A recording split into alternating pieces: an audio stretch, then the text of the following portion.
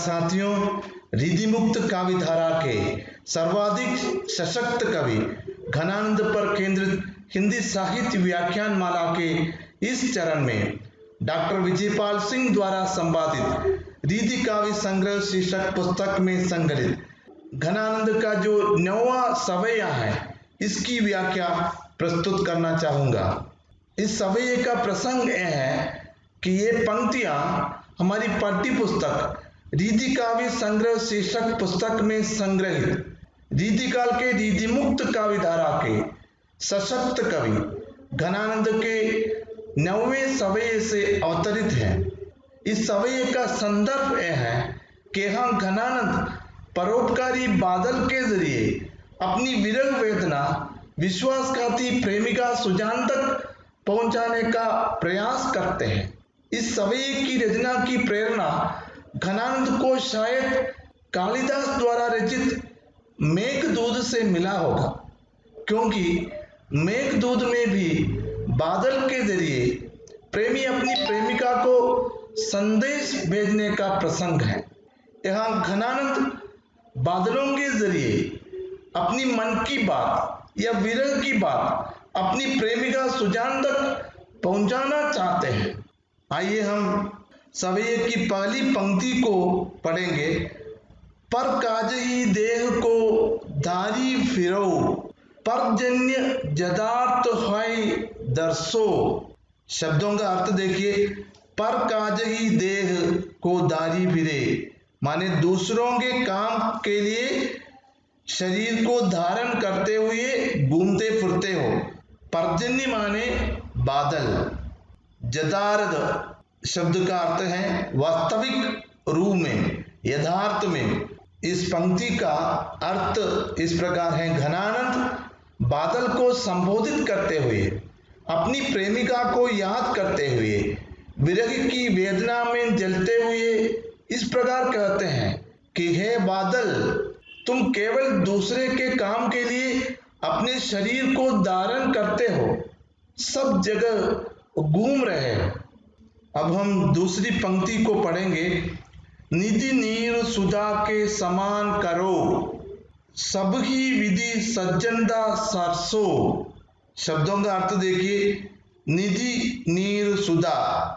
निधि नीर सुधा से तात्पर्य है अमृत रूपी पानी बनाने वाले बादल के समान करो, सब ही विधि सज्जनता सरसो। पानी को अमृत के रूप में परिवर्तित करने वाले हे बादल, तुम सबके लिए सज्जनता का कार्य करते हो। भावार्थ इस प्रकार हम लिख सकते हैं। पंक्ति का भावार्थ इस प्रकार है। हे बादल, तुम समुद्र के खारे जल को अमृत नदी के समान शीतल और सुस्वादु बनाकर सब जगह समान रूप से बरस रहे हो। सभी जगह अपनी सज्जनता को दिखाते हो या सभी के मन में सज्जनता का प्रभाव का संचार करते हैं। अब हम तीसरी पंक्ति को पढ़ेंगे। घन आनंद जीवनदायक हो, कच्चू मेरियो पीर हिए परसो। शब्दों का अर्थ देखिए। घनानंद माने घनानंद, जीवनदायक हो। घनानंद कहते हैं बादल जीवनदायक हो। कच्चू मेरियो, कच्चू मेरे, कुछ मेरे लिए भी बरसाओ, पानी को बरसाओ, मेरे लिए भी कुछ सज्जनता का कार्य करो। पीर हिए स्पर्श करो, मेरे हृदय को भी परसो स्पर्श करो। भावार्थ इस प्रकार हम बता सकते हैं। घनानंद यहाँ कहते हैं, हे बादल, तुम जीवनदायक हो। खेत के लिए, किसानों के लिए, पेड़ पौधों के लिए उसके बरसने से खेतों में खुशहाली आ जाती है। खेत हरे भरे होते हैं, खेत में अच्छे फसल होते हैं। इसी से सब लोगों की जीविका चल जाते हैं। कभी घनानंद बादल से विनती करते हैं, हे बादल, तुम कुछ मेरे लिए भी बरसो। मेरे दर्द को, मेरी विरह को कम करने के लिए मुझे भी स्पर्श करो। मेरी भी पीड़ा को समझो, मुझे भी प्रेम से छुओ और सांत्वना दो। आखिरी पंक्ति को हम पढ़ेंगे। कबहू वा विसासी सुजान के आंगन मो अंशुआनी हूँ लय बरसो।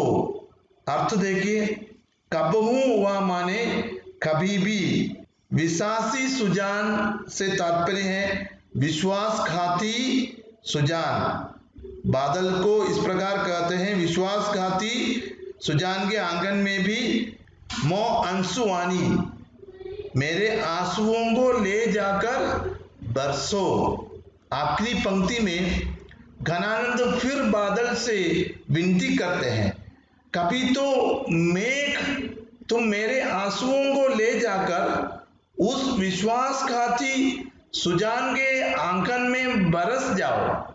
जब उसे मेरा आंसू नजर आए, उसे लगे कि मैं उनकी विरह वेदना में, विरह की आग में, उनकी अनुपस्थिति में यहाँ जल रहा हूं। बताना चाहते हैं कि मैं तुम्हारे बिना कितना व्याकुल हूं, मैं तुम्हारे लिए कितना रो रहा हूं। विशेष के रूप में हम लिख सकते हैं, यहाँ विरही प्रियतम अपनी प्रेमिका के विश्वासघाती आचरण पर व्यंग्य किया।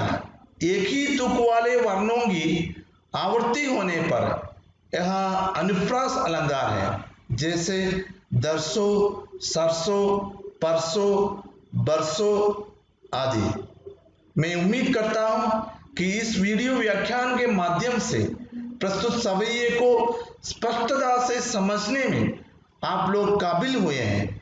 इसी विश्वास के साथ मैं समाप्त करता हूं। आप सबको धन्यवाद।